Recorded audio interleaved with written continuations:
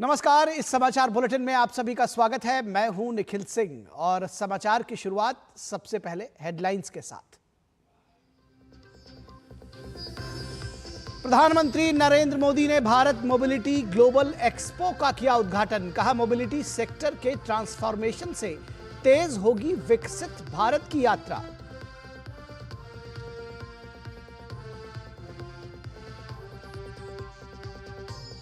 दिल्ली विधानसभा चुनाव के लिए भाजपा ने जारी किया संकल्प पत्र का पार्ट 1। महिलाओं बुजुर्गों के लिए बड़ा ऐलान। महिला समृद्धि योजना के तहत 2,500 रुपए देने की घोषणा। सरकार बनने पर दिल्ली में भी लागू की जाएगी आयुष्मान कार्ड योजना।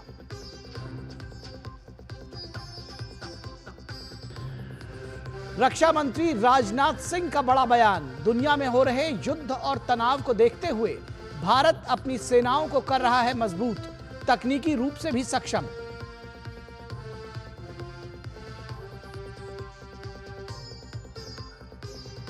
संचार साथी ऐप की शुरुआत। मोबाइल पर आने वाली कॉल्स के जरिए होने वाले फ्रॉड से बचाने में होगी मददगार। केंद्रीय संचार मंत्री ज्योतिरादित्य सिंधिया ने राष्ट्रीय ब्रॉडबैंड अभियान 2.0 का विजन डॉक्यूमेंट किया जारी।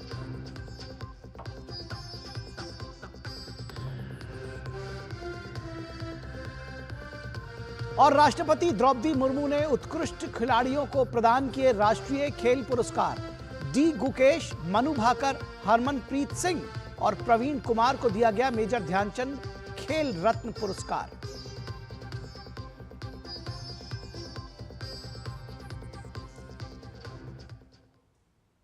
तो खबरों में सबसे पहले बात मोबिलिटी एक्सपो की। प्रधानमंत्री नरेंद्र मोदी ने नई दिल्ली में भारत मोबिलिटी ग्लोबल एक्सपो 2025 का उद्घाटन किया। देश के सबसे बड़े मोबिलिटी एक्सपो को भारत मंडपम, दिल्ली के यशोभूमि और ग्रेटर नोएडा के इंडिया एक्सपो सेंटर एवं मार्ट में एक साथ आयोजित किया जा रहा है। उद्घाटन मौके पर प्रधानमंत्री ने कहा कि मेक इन इंडिया की नीति से ऑटो उद्योग को बढ़ावा मिल रहा है।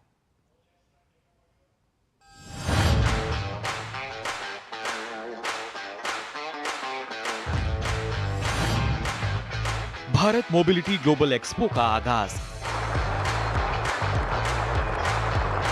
17 से 22 जनवरी के बीच 3 अलग अलग जगहों पर आयोजन।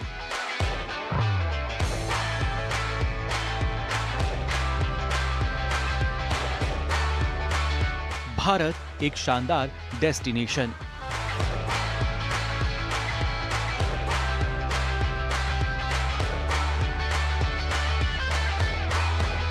ऑटोमोटिव इंडस्ट्री इनोवेशन ड्रिवन है, टेक्नोलॉजी ड्रिवन है। इनोवेशन हो, टेक हो, स्किल हो या फिर डिमांड, आने वाला समय ईस्ट का है, एशिया का है, भारत का है।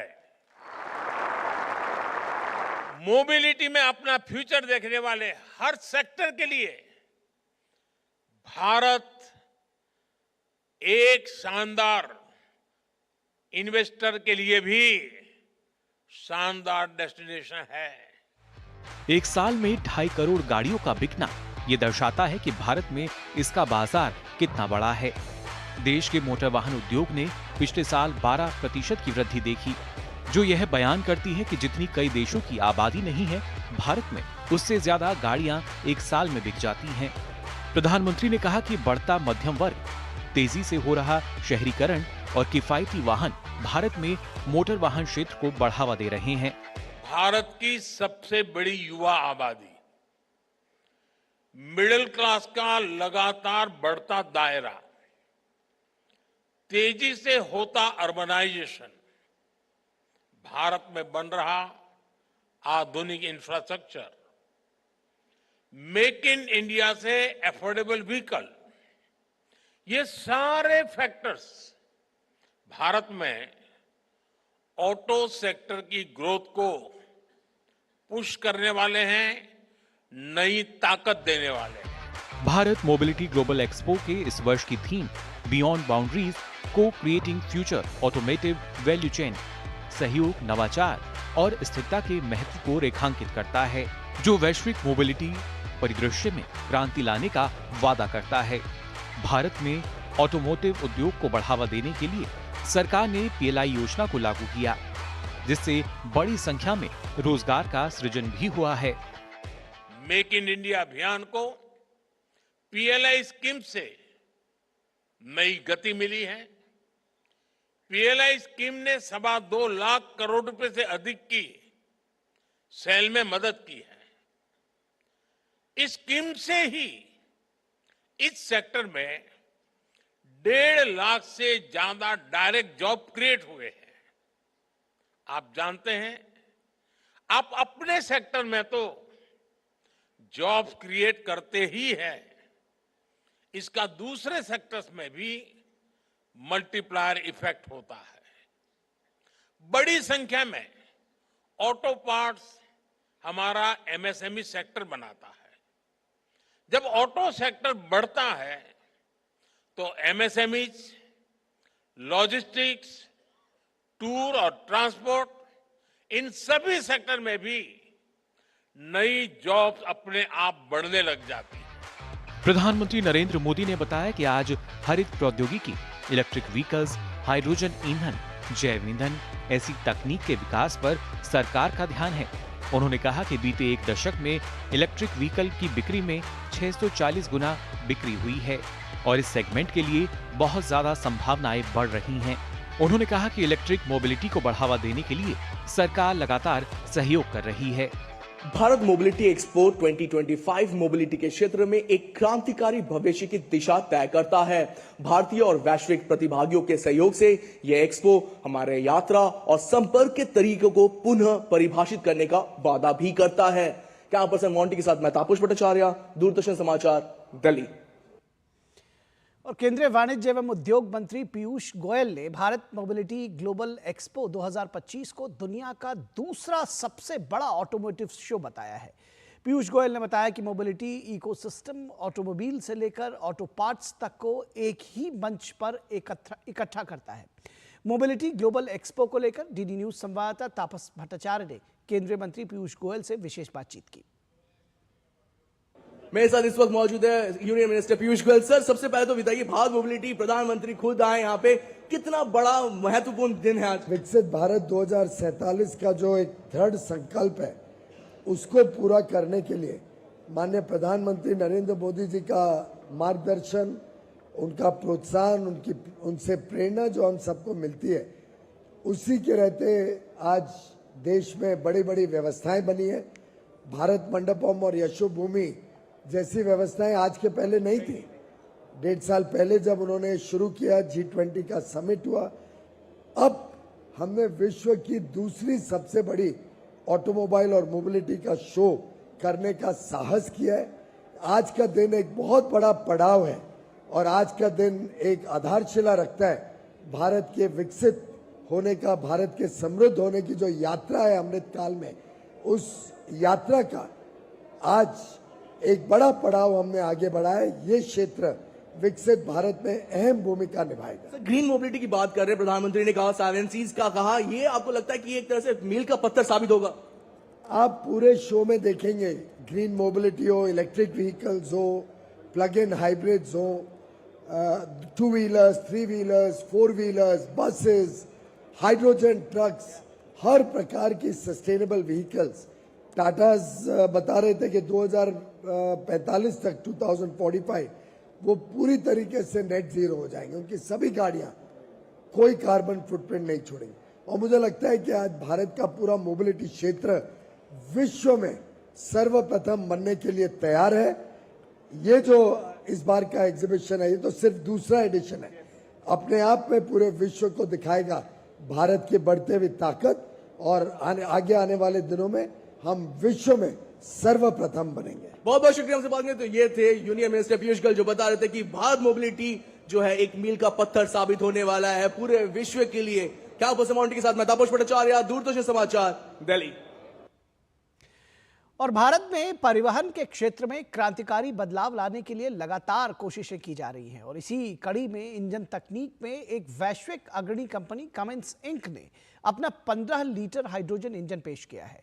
ये अत्याधुनिक तकनीक पारंपरिक इलेक्ट्रिक और डीजल पावर ट्रेन्स में स्वच्छ और टिकाऊ समाधानों की ओर बदलाव का प्रतीक है। डीडी न्यूज के संवाददाता तापस भट्टाचार्य से विशेष बातचीत में कमिंस इंडिया के एमडी टीसीपीएल और head of engine business Nitin Jarafe ने इस क्रांतिकारी परियोजना के जरिए नवाचार और स्थिरता के प्रति कंपनी की प्रतिबद्धता पर प्रकाश डाला। भारत मोबिलिटी में आपका स्वागत है। मैं इस वक्त हूँ कमिंस का पवेलियन है। यहाँ पे आप देख सकते हैं एक मिनिएचर एक वर्जन है जो इंजन का है। ये इंजन जो है ये साधारण इंजन नहीं है, ये पेट्रोल डीजल से नहीं, ये हाइड्रोजन से चलता है। जी हाँ, हाइड्रोजन बेस्ड फ्यूल सेल जो है वो फ्यूचर है। लोगों की इस पे बहुत ज्यादा निगाह है, सरकार इस पे बहुत काम कर रही है। और कमिंस ये जो कंपनी है इन्होंने ये ट्रक बना दिया है जो कि इस हाइड्रोजन बेस्ड फ्यूल सेल से चलता है। सर, सबसे पहले अपना नाम बताएं। मेरा नाम नितिन जिराफे है। मैं मैनेजिंग डायरेक्टर हूँ टाटा केमिस्ट प्राइवेट लिमिटेड का और मैं इंजन बिजनेस हेड करता हूँ इंडिया के लिए। आप लोगों ने ये नायाब चीज बनाया, ये दुनिया में पता नहीं कितने लोगों के पास है, देश में तो पहली बार मैं देख रहा हूँ। एब्सोल्युटली, ये देश का पहला हाइड्रोजन इंजन इसको बोल सकते हैं जो हाइड्रोजन पे चलता है और ये एग्जैक्टली सिमिलर परफॉर्मेंस देता है in terms of torque and horse power compare to diesel engine. और इसका कैपेसिटी अगर मैं पूछूं कि इसका एक बारी में अगर ये भर दिया इस पे तो ये कितने किलोमीटर चलता है, कुछ डीजल? देखिए, आप देख सकते हैं इसके पीछे जो एक लगा हुआ है एक पूरा ये फ्यूल डिलीवरी सिस्टम बोलते हैं हम इसको, जिसमें हाइड्रोजन टैंक्स है जो आप 350 बार पे भी इसको प्रेशराइज भर सकते हैं और 700 बार पे भी भर सकते हैं। ओके, सो ये अगर आप 350 बार पे इसको प्रेशराइज करते हैं तो इसमें एक 72 केजी ऑफ हाइड्रोजन आप इसमें भर सकते हैं 6 टैंक का कॉन्फ़िगरेशन में, और ये 550 किलोमीटर आपको देगा और एक साइड। और अगर आप इसको 700 बार पे प्रेशराइज करके भरते हैं तो ये ऑलमोस्ट 750 किलोमीटर तक भी चल सकता है। ये एक नायाब चीज देखने को मिली है, देश में ये पहला इस तरीके का है कॉन्सेप्ट। लोग सोच रहे हैं लेकिन कमिंस ने करके दिखा दिया है और इस तरीके के नायाब चीजें और भारत मोबिलिटी में देखने को मिल रही है। हम आपको और चीजें बताते रहेंगे, देखते रहिए दूरदर्शन। मैं तापस भट्टाचार्य, मेरे कैमरा पर्सन मोंटी के साथ लेते हैं विदा। और भारत रक्षा क्षेत्र में आत्मनिर्भरता की ओर तेजी से आगे बढ़ रहा है। मेक इन इंडिया के विस्तार से न केवल सेनाओं का सामर्थ्य बढ़ रहा है बल्कि आर्थिक प्रगति के दरवाजे भी खुल रहे हैं। प्रधानमंत्री इस पर लगातार बल भी दे रहे हैं। हाल ही में मुंबई में आईएनएस सूरत, आईएनएस नीलगिरी और आईएनएस बागशीर की कमीशनिंग के दौरान भी पीएम ने इसका विशेष जिक्र किया। शिप बिल्डिंग में जितना इन्वेस्ट किया जाए उसका 2 गुना पॉजिटिव इंपैक्ट इकोनॉमी पर पड़ता है। यानी अगर हम शिप बिल्डिंग में 1 रुपये लगाते हैं तो इकोनॉमी में 1 रुपया 82 पैसे के आसपास सर्कुलेशन होता है। अब सोचिए, अभी देश में 60 बड़े शिप्स अंडर कंस्ट्रक्शन है। इनकी वैल्यू 1.5 लाख करोड़ रुपए के आसपास है। यानी इतना पैसा लगाने से करीब 3 लाख करोड़ रुपए का सर्कुलेशन हमारी इकोनॉमी में होगा। और रोजगार के मामले में तो इसका 6 गुना मल्टीप्लायर इफेक्ट होता है। जहाजों का ज्यादातर सामान, ज्यादातर पार्ट्स देश के एमएसएमई से ही आता है। इसलिए अगर 2000 वर्कर एक जहाज बनाने के काम में लगते हैं तो दूसरी इंडस्ट्री में जो एमएसएमई सप्लायर है उस एमएसएमई सेक्टर में करीब 12,000 रोजगार बनते हैं। और यहां रुकेंगे एक छोटे से ब्रेक के लिए, कहीं मत जाइएगा, जल्द हाजिर होंगे।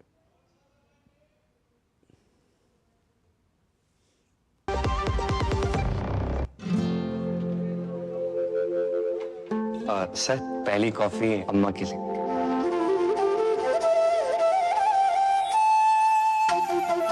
जब अपनों का साथ हो तभी होता है शुभ आरंभ। इसीलिए सिर्फ मुथूट फाइनेंस सदियों से देता आ रहा है और नई शुरुआत में अपनों जैसा भरोसा। Muthoot finance, India's number 1 most trusted financial services brand. तो गोल्ड लोन के लिए अभी फोन कीजिए 1-800-313-1212। जब धरती चीर कर निकलता है लोहे का पत्थर और मिलता है मोंगिया के जोश से, फिर तपता है, पिघलता है और बनता है फौलाद। अब होता है सरिया सारी खूबियों के साथ। मोंगिया स्टील, मजबूत देश का मजबूत सरिया। स्वागत है आपका ब्रेक के बाद। और अब आम नागरिकों को भारतीय सेना के ऐतिहासिक युद्ध क्षेत्रों को पास से देखने का मौका मिल सकेगा। रक्षा मंत्री राजनाथ सिंह ने 15 जनवरी को 77वें सेना दिवस के मौके पर युद्ध क्षेत्र पर्यटन अभियान की शुरुआत की। रक्षा मंत्री ने भारत रणभूमि दर्शन ऐप को लॉन्च किया। यह रक्षा मंत्रालय, भारतीय सेना और पर्यटन मंत्रालय की संयुक्त पहल है। इसके जरिए देश के लोग ऐतिहासिक युद्ध क्षेत्रों का आसानी से दौरा कर सकेंगे और उनके बारे में जानकारी प्राप्त कर सकेंगे। इससे पर्यटकों को देश की सीमाओं तक जाने का अवसर मिलेगा, चाहे वो गलवान, सियाचिन, डोकलाम या लोंगेवाला हो। पर्यटक वहां जाकर भारतीय सेना के शौर्य और पराक्रम के बारे में जान पाएंगे। इन जगहों पर पर्यटकों के लिए सड़कों के अलावा होटल्स और अन्य सुविधाएं तैयार की गई हैं। अब पर्यटकों के आने से इलाके में रहने वाले लोगों को भी फायदा होगा और लोगों को अलग तरह का अनुभव मिलेगा।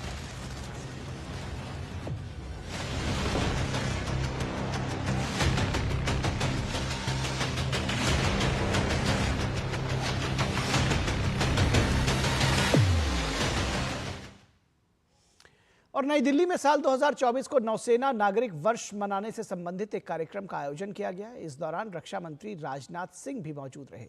इस मौके पर रक्षा मंत्री ने नौसेना में काम करने वाले 25 सिविलियंस को उनकी विशिष्ट सेवा के लिए सम्मानित किया। इसके अलावा कार्यक्रम में एक गीत भी जारी किया गया, जिसे नौसेना के सिविलियंस ने ही लिखने के साथ साथ संगीतबद्ध और स्वरबद्ध भी किया है।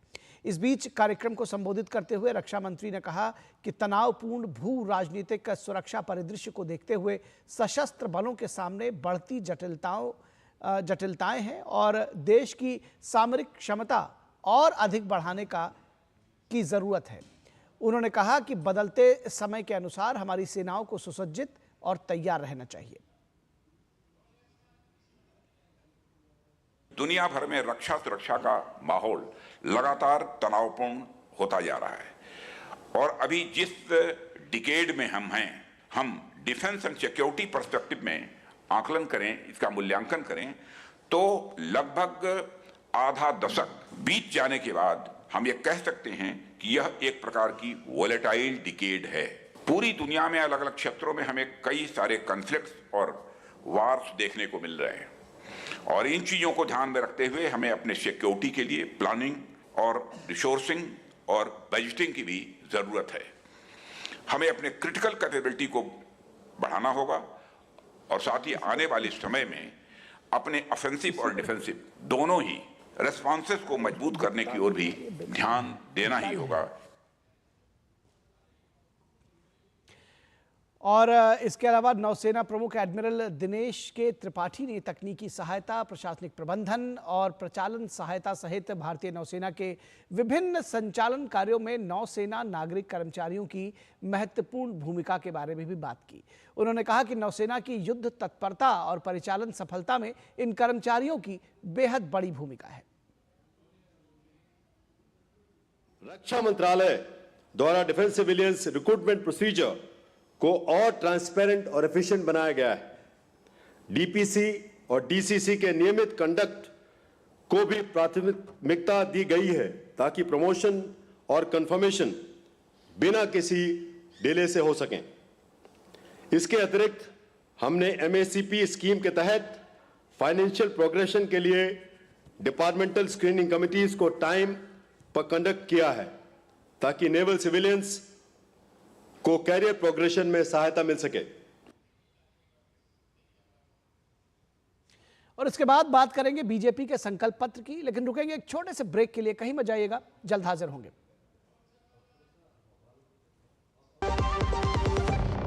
मुथूट फाइनेंस पेश करते हैं गोल्ड लोन मेला।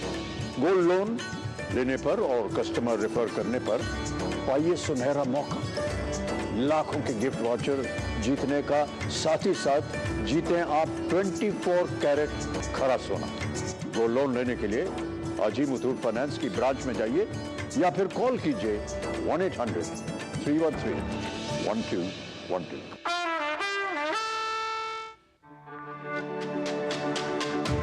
मेरी पसंद, मेरी पसंद,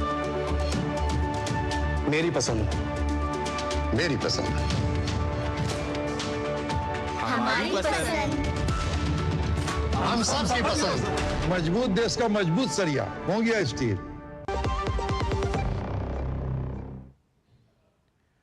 स्वागत है आपका ब्रेक के बाद। और भाजपा के राष्ट्रीय अध्यक्ष जेपी नड्डा ने दिल्ली विधानसभा चुनाव को लेकर पार्टी के संकल्प पत्र के पहले भाग को जारी किया है। इस दौरान उन्होंने कहा कि दिल्ली में जन कल्याण की जो योजनाएं वर्तमान में चल रही हैं, उनकी सरकार बनने के बाद भी वो जारी रहेंगी। योजनाओं से जुड़ी सुविधाओं को मजबूत और उसमें सुधार किया जाएगा, उनको भ्रष्टाचार मुक्त भी किया जाएगा।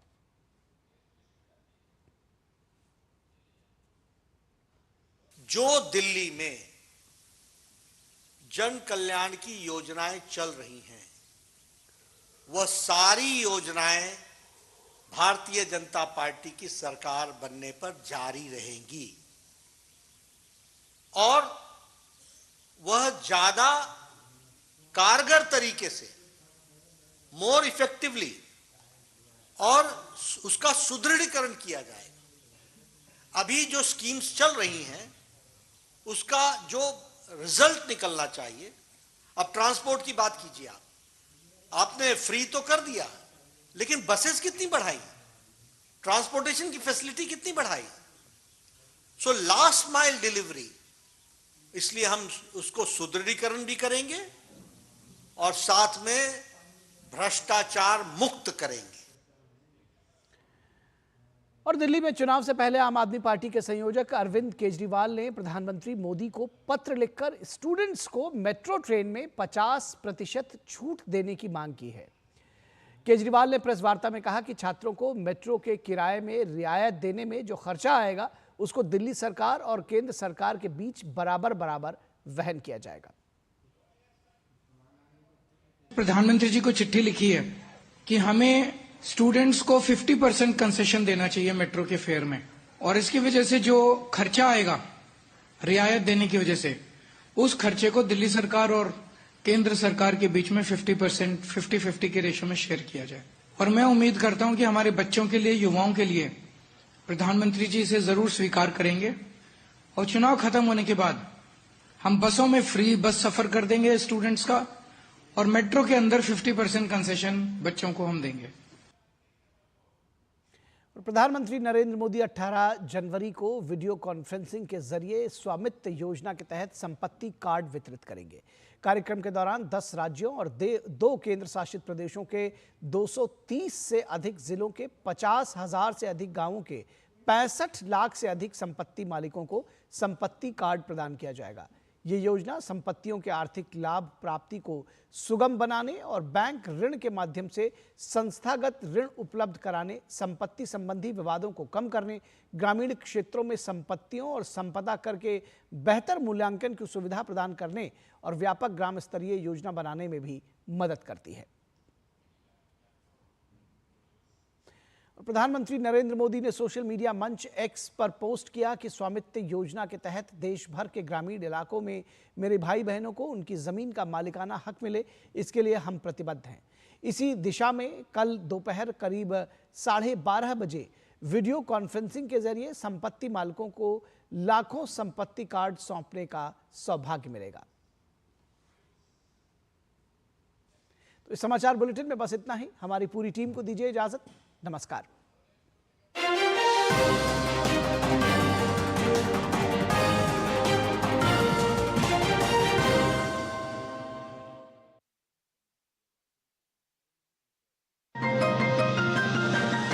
दिल्ली में बीजेपी ने जारी किया संकल्प पत्र। क्या है दिल्ली की जनता के लिए बीजेपी के वायदे, बताएंगे हम।